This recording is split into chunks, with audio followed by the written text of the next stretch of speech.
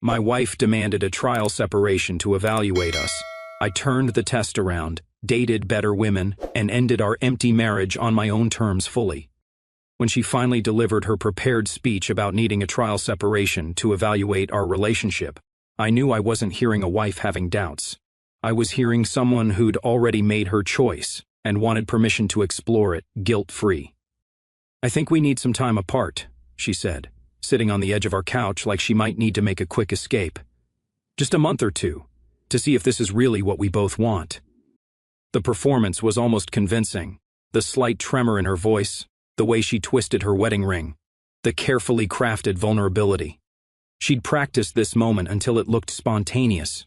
"You want to evaluate what we have," I said, watching her face carefully. "Against what standard exactly?" Her pupils dilated slightly. "Against, I don't know. Against what a real partnership should feel like. I just think we've lost something." What we'd lost was her interest in pretending this marriage mattered to her. But she needed me to agree to this separation, needed it to look mutual probably so she could tell people we grew apart instead of admitting she'd lined up a replacement. And during this evaluation period, I continued, we'd be free to explore other options. The way her face brightened was like watching someone win the lottery. I mean, if that helps us understand what we really want. There it was, the hall pass request wrapped in therapeutic language. She'd found someone else and wanted to test drive him while keeping our marriage as backup insurance. I stood up and walked to our bookshelf, running my finger along the spines of books we'd collected together. 8 years of shared purchases, shared dreams, shared jokes about the terrible romance novels she secretly loved. "You know what's funny about evaluations?" I said, pulling out one of those romance novels. "They only work if you're honest about what you're measuring." She made some nervous, agreeable sound. I turned the book over in my hands, looking at the cover with its impossibly muscled hero and swooning heroine. Take this book, for example. The heroine thinks she's choosing between two men, but she's really choosing between safety and excitement, security and passion, the familiar and the unknown. I'm not sure I follow. "Oh, I think you follow perfectly." I set the book down and gave her my most understanding smile. "And I think your idea about a trial separation is brilliant. Absolutely brilliant." The relief flooding her face was almost insulting. She'd expected resistance, maybe tears, definitely some desperate attempt to change her mind. "Really? You understand more than you know. In fact, I'm grateful you brought this up. You're right, we should definitely evaluate what we have here. Compare it against all available alternatives." Something in my tone made her shift uncomfortably. That primitive warning system that tells you when you've walked into something bigger than you bargained for. "What do you mean by all available alternatives?" she asked, and I could hear the first hint of uncertainty creeping in.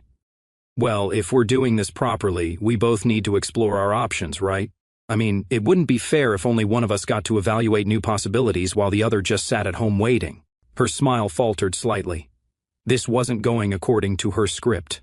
I suppose that's fair. More than fair. It's essential for an honest evaluation.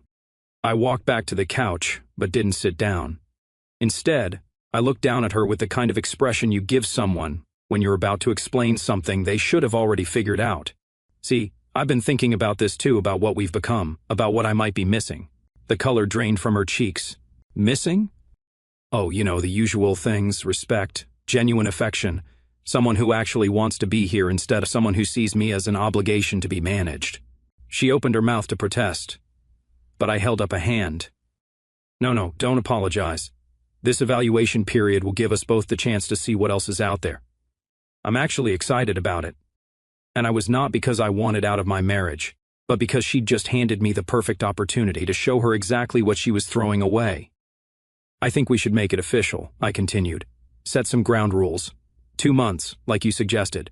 Complete freedom to explore other relationships. No questions asked, no guilt trips, no checking up on each other." "Ah, yes. That sounds reasonable. Perfect. I'll move into the guest room tonight. Give us both the space we need to properly evaluate our options." She nodded, but I could see the gears turning in her head. This conversation had gone off script, and she wasn't sure how to get it back on track. "When do you want to start?" she asked. "How about right now?" I pulled out my phone and started scrolling through my contacts. Actually, I should probably call my brother and let him know I might need some advice on getting back into the dating scene. It's been 8 years after all. Her face went pale. You're going to start dating right away? Why wait? You said it yourself. We need to see what's out there. I figure the sooner we both start exploring, the sooner we'll know if what we have here is worth keeping. I could see her mind racing, trying to figure out where her perfect plan had gone wrong. She'd wanted permission to cheat with a safety net. Instead, she'd just opened the door for both of us to walk through it.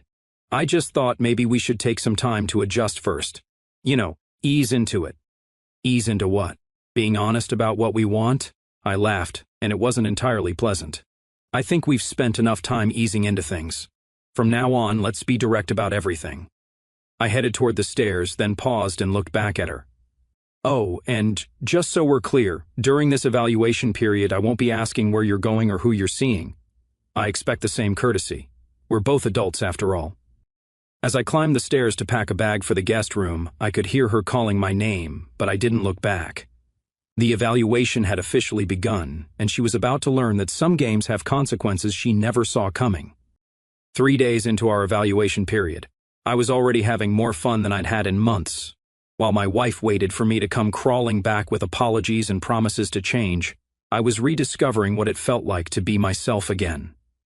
The first thing I did was accept that invitation to the weekly poker game I'd been declining for years. My wife had always found some reason why I couldn't go. She needed help with something. We had plans she'd forgotten to mention, or she just didn't like me staying out late. Funny how those objections disappeared when she wanted freedom for herself. Look who finally escaped, one of the guys said when I showed up with a bottle of decent whiskey and a genuine smile. Thought your wife had you under house arrest. Trial separation, I said, dealing myself into the next hand. She wanted space to evaluate our relationship. The guys exchanged glances. They'd all been married long enough to know exactly what that meant. So you're back on the market? Another asked, already calculating which single friends he could set me up with. Apparently, I picked up my cards, 2 jacks, a queen, and garbage, but I felt like the luckiest man at the table. By the end of the night, I had 3 different phone numbers from their wives' friends, and an invitation to a gallery opening the following week. These were successful, attractive women who'd heard I was taking some time to explore my options and found that interesting rather than pathetic. The gallery opening turned out to be a revelation. I'd forgotten what it felt like to dress up for myself rather than for someone who'd barely notice. I'd forgotten what it felt like to walk into a room and actually want to be there. That's where I met her. She was standing in front of a painting that looked like someone had thrown paint at a canvas and called it art, but she was studying it like it contained the secrets of the universe. Tall, elegant, wearing a dress that probably cost more than my car payment and completely absorbed in something that looked like controlled chaos. Modern art, I said, walking up beside her. Either brilliant commentary on the human condition or evidence that anyone can be an artist these days. She turned and smiled, and I felt something I hadn't felt in years: genuine interest from someone who wasn't obligated to pretend to care about what I had to say. Depends on your perspective, she said. Sometimes chaos is exactly what you need to see clearly. We talked for 2 hours about art, travel, books, about everything except the fact that I was technically still married to someone who was probably out evaluating her own options at that very moment. When she suggested we continue the conversation over dinner the next night, I didn't hesitate. I should mention, I said as we exchanged numbers, I'm in the middle of a trial separation, meaning you're figuring out what you actually want instead of settling for what you have. Something like that. Good. I don't date men who don't know their own worth. The next morning I came home to find my wife in the kitchen, clearly having expected me to spend the night alone and miserable. Instead, I was whistling while I made coffee, wearing clothes that didn't smell like defeat. You seem cheerful, she said, and I could hear the confusion in her voice. Why wouldn't I be? This evaluation period was a brilliant idea. She studied my face, looking for cracks in my composure. Where were you last night? Out. Remember our agreement? No questions asked. I just thought, since it's only been a few days. You thought what? That I'd spend this time sitting here feeling sorry for myself? I laughed and poured my coffee. I'm not really the sitting around type. Her phone buzzed with a text and she grabbed it like a lifeline, probably her evaluation target, wondering when she'd be free again. But instead of the excited smile she'd been wearing lately, she looked troubled. Whatever message she'd received wasn't what she was hoping for. Everything okay? I asked, not because I cared about her drama, but because I was curious how her own evaluation was going. Fine, she said quickly, shoving the phone into her pocket. Just work stuff on a weekend? That's rough. Well, I should get ready. I have dinner plans tonight. The coffee mug froze halfway to her lips. Dinner plans? Part of the evaluation process, remember? Can't make informed decisions without proper research. She set the mug down with more force than necessary. You're going on a date. I'm exploring my options, just like you suggested. I headed toward the stairs, then paused. Actually, I should thank you. This separation idea really opened my eyes to what I've been missing. What do you mean? Well, when you spend years with someone who treats you like an obligation, you forget what it feels like to be wanted, to have someone actually excited to see you instead of just tolerating your presence. Her face went pale. I never treated you like an obligation. When's the last time you initiated a conversation with me that wasn't about chores or bills? When's the last time you touched me without it feeling like you were checking it off a list? She opened her mouth to argue, but nothing came out because we both knew the answer. Anyway, I continued, checking my watch. I should start getting ready. Wouldn't want to keep her waiting. She's the type of woman who has plenty of other options. I left her standing in the kitchen, probably for the first time realizing that this evaluation might not go the way she'd planned. The hunter was becoming the hunted, and she was about to discover that the prey she'd dismissed so casually had suddenly become very hard to catch. As I headed upstairs to get ready for dinner with someone who actually appreciated my company, I could hear her frantically texting someone, probably trying to figure out how her perfect plan had gone so spectacularly wrong. The evaluation was going exactly as it should, and we were only 3 days in. Dinner with her was everything I'd forgotten a good evening could be. We talked for 3 hours without a single awkward pause, without her checking her phone, without that glazed look people get when they're physically present but mentally somewhere else. She was a cardiovascular surgeon at the university hospital, not just successful, but passionate about what she did. When she talked about her work, her eyes lit up the same way my wife's used to when she talked about her dreams, before she decided settling was easier than striving. So what do you do when you're not saving lives? I asked over dessert. I restore vintage motorcycles. I know it's weird for a surgeon, but there's something therapeutic about taking apart an engine and putting it back together. Everything has a purpose. Everything fits exactly where it should. I nearly choked on my wine. My wife couldn't even change a light bulb without calling it a major household crisis. That's not weird at all. It's impressive. Most men find it intimidating. Most men are idiots. She laughed, and it was genuine, not the polite social laugh my wife had perfected, but the kind that comes from actually finding something funny. When I walked her to her car, pristine classic Mustang she'd restored herself, she turned to face me. I had a really good time tonight, she said. When you figure out what you want from this evaluation of yours, give me a call. She kissed me on the cheek and drove away, leaving me standing in the parking lot wondering how I'd convinced myself for 8 years that what I had at home was enough. The next week we saw each other twice more, once for lunch after her morning surgery, where she showed up still energized from saving someone's life. Once for a motorcycle show where she pointed out modifications I never would have noticed and talked to other enthusiasts, like she belonged in their world because she did. Meanwhile, my wife's evaluation wasn't going as smoothly as she'd planned. I could tell because she'd started fishing for information about my activities. You've been out a lot lately, she said one morning, trying to sound casual while obviously probing. Have I? I hadn't noticed. When you're enjoying yourself, time flies. Enjoying yourself how? The usual ways. Good conversation, interesting people, new experiences. I poured my coffee and added, you know, all those things that make life worth living. Her jaw tightened. Are you seeing someone specific? I thought we agreed no questions asked. I'm just curious about how your evaluation is going. Better than expected. Much better. I sat down across from her and studied her face. How's yours going? You seem a little stressed lately. I'm fine. But she wasn't fine. She'd been checking her phone obsessively, staying out later but coming home frustrated instead of satisfied, and asking questions that suggested her backup plan wasn't feeling like a backup anymore. Good to hear. I was worried you might be having second thoughts about this whole arrangement. Why would I have second thoughts? Well, sometimes when you give someone exactly what they asked for, they realize they didn't really want it after all. She shifted uncomfortably. What's that supposed to mean? Nothing specific, Just an observation about human nature. I finished my coffee and stood up. Speaking of which, I should get going. Lunch plans? Another opportunity to see what else is out there. I paused at the door. You should try it sometime, really putting yourself out there. I mean, it's liberating. That weekend, I took the surgeon to a charity gala. She'd been invited to, the kind of event my wife would have complained about. Too fancy, too many people she didn't know, too much pressure to make conversation. But walking into that ballroom with someone who commanded respect simply by existing was a revelation. She knew half the people there, had meaningful conversations with the other half, and made me look like exactly the kind of man who belonged with exactly that kind of woman. You clean up well, she said as we danced to music that didn't come from a playlist titled Wedding Reception Classics. I'm still figuring that out. What do you mean? I spent so long being who someone else needed me to be that I forgot who I actually am.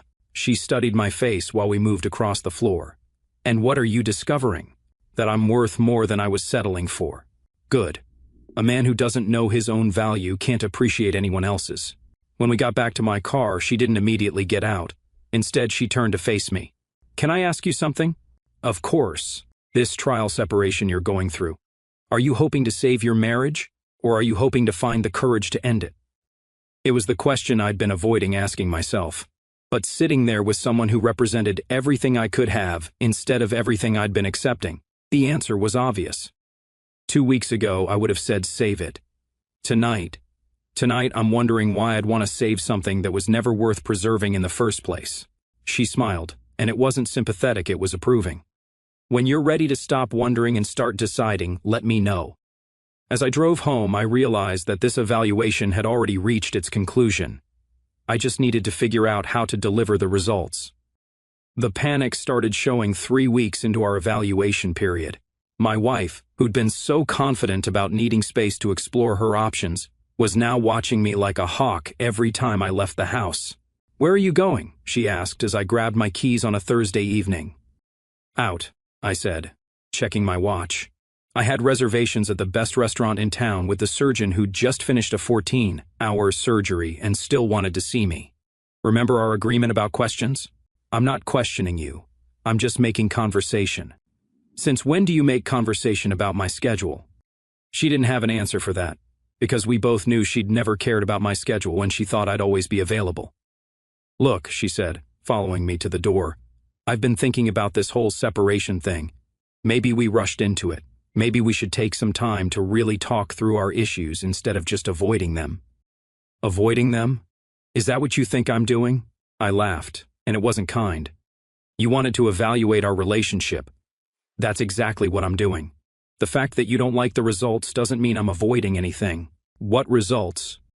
The ones that show me what I've been missing, what I've been accepting instead of demanding, what I could have, instead of what I settled for. Her face went pale. What are you saying? I'm saying your evaluation idea was brilliant, eye-opening, even just not in the way you expected. I opened the door and paused. Oh, and don't wait up, I might be late. Dinner that night was different. The surgeon and I had moved past the getting-to-know-you phase into something that felt dangerously close to real. She told me about the patient she'd saved that morning, a construction worker with 3 kids who'd had a massive heart attack. I told her about the project I'd been working on, the one my wife had never bothered asking about. You light up when you talk about your work, she said, cutting into her steak with surgical precision. It's attractive. My wife thinks my work is boring. Your wife doesn't sound very perceptive. She's not about a lot of things. Like. I set down my fork and really looked at her. Like the fact that a man who's worth having is worth keeping. Like the difference between loving someone and taking them for granted. Like what happens when you play games with someone who's tired of being played with. Sounds like she's about to get an education.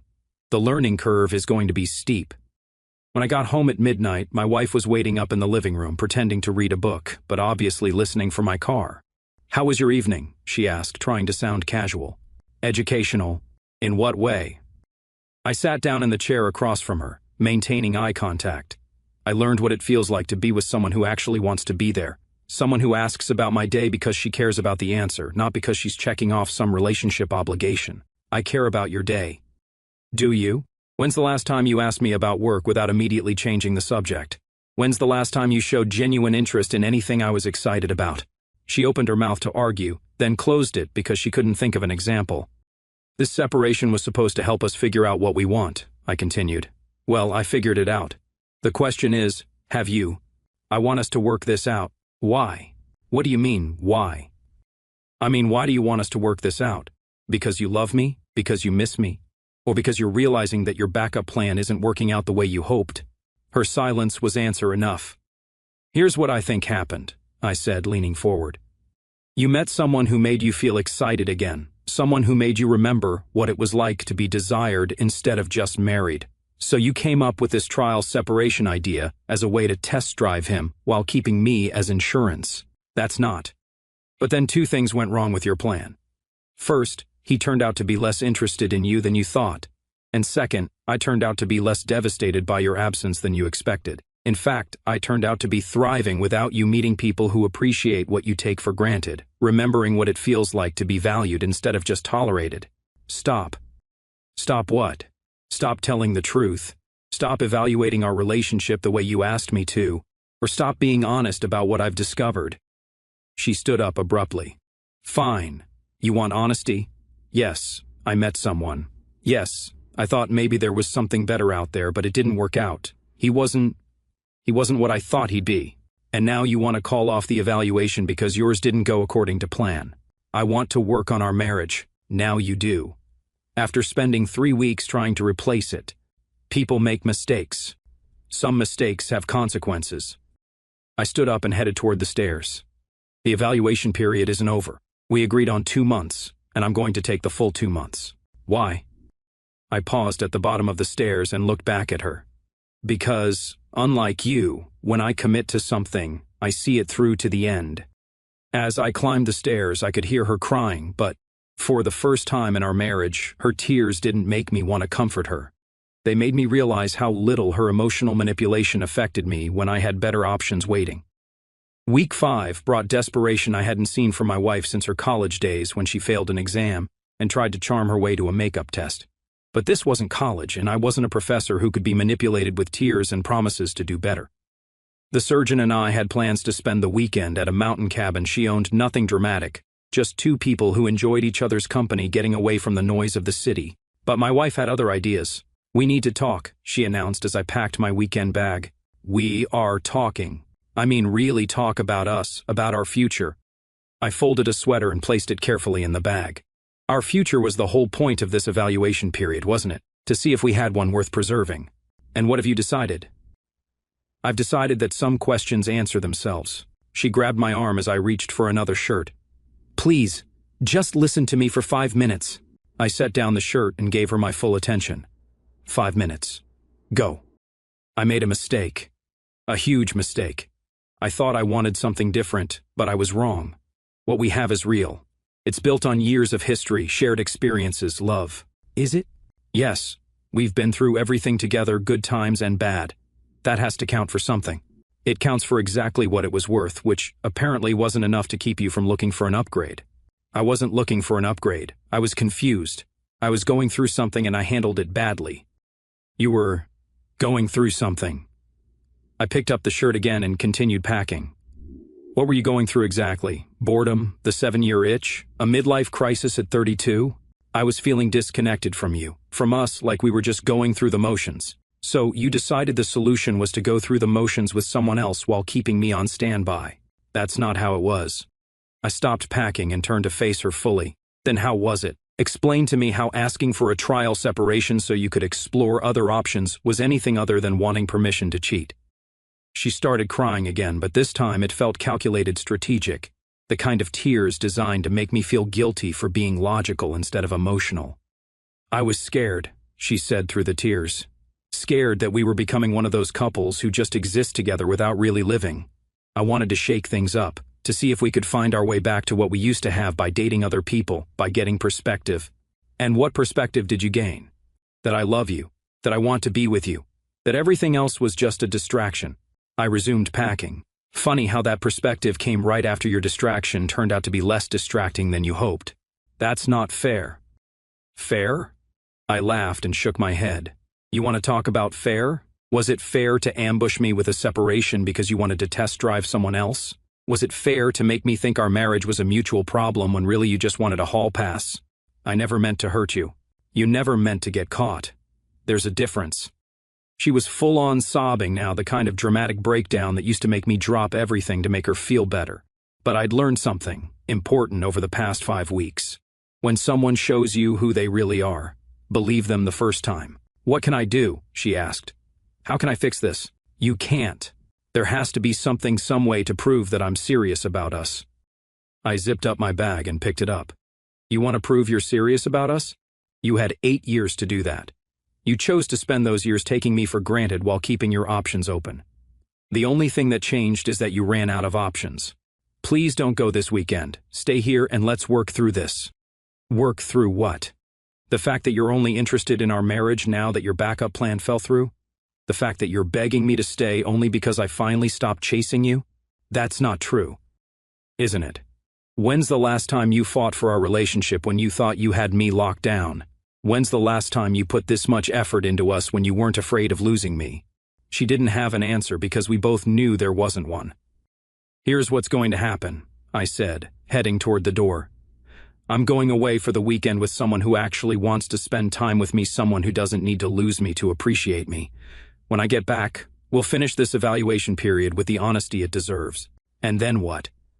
I paused at the door and looked back at her one last time.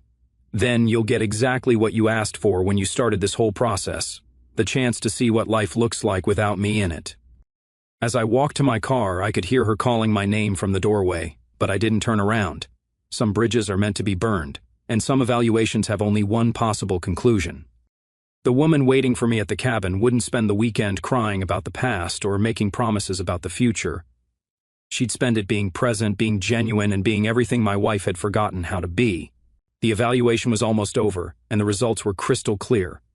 The weekend at the cabin was everything I'd forgotten a relationship could be. No drama, no manipulation, no desperate attempts to rewrite history, just two people who chose to be together because they genuinely enjoyed each other's company. When I returned home on Sunday evening, my wife was waiting with divorce papers spread across our kitchen table. "I had a lawyer draw these up," she said, her voice steadier than it had been in weeks. "I know you've made your decision." I set down my bag and looked at the papers. "Have I? The way you looked at me before you left, like I was a stranger, like everything we built together meant nothing. It meant something, just not enough to survive what you did to it." She nodded, wiping her eyes. "I know I don't deserve forgiveness. I know I ruined everything, but I need you to know that losing you taught me what I actually had. Too bad you needed to lose it to figure that out. I was hoping maybe we could try counseling, maybe work through this together." I picked up the divorce papers and flipped through them. Fair distribution of assets, no alimony requests, clean break. She'd done this right, no games, no attempts to punish me financially. "I don't want to make this harder than it has to be," she said. "Good, because it doesn't have to be hard at all." I signed my name on the marked lines and set the papers back down. "There. Evaluation complete." She stared at my signature like she couldn't believe I'd actually signed. "Just like that?" "Just like that. You wanted to know if our relationship was worth preserving. Turns out when you tear something down to see if it's built to last, sometimes you discover it wasn't. And you're okay with this, with throwing away 8 years?" "I'm not throwing away anything. I'm choosing not to waste any more years trying to rebuild something with someone who only values it when it's about to be taken away." My phone buzzed with a text from the surgeon. She was back from the hospital and wondering if I wanted to grab a late dinner, someone who fit into my life instead of demanding I reshape it for her convenience. "Is there someone else?" my wife asked, noticing my smile. "There's someone better. Someone who sees what you couldn't. Someone who doesn't need a trial separation to figure out if I'm worth keeping. I hope she makes you happy. She already does, not because she tries to, but because she's the kind of person who makes happiness possible just by being herself." I headed toward the stairs to pack the rest of my things. "I'll be out by the end of the week. You can keep the house." "Where will you go?" "Somewhere I'm wanted instead of just tolerated." As I packed my belongings, I realized this trial separation had been the best thing that ever happened to our marriage. It revealed exactly what it was worth. 2 months later, I was living in a downtown loft, with exposed brick walls and windows that actually let in light.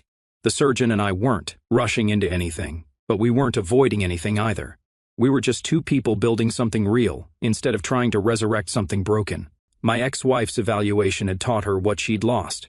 My evaluation had taught me what I'd been missing. Turns out, when you stop accepting less than you deserve, you discover you deserve much more than you ever imagined. The trial separation was over. But the real evaluation, the one about what I was worth and what I would accept that evaluation would last the rest of my life. Some relationships survive being tested. Others don't deserve to.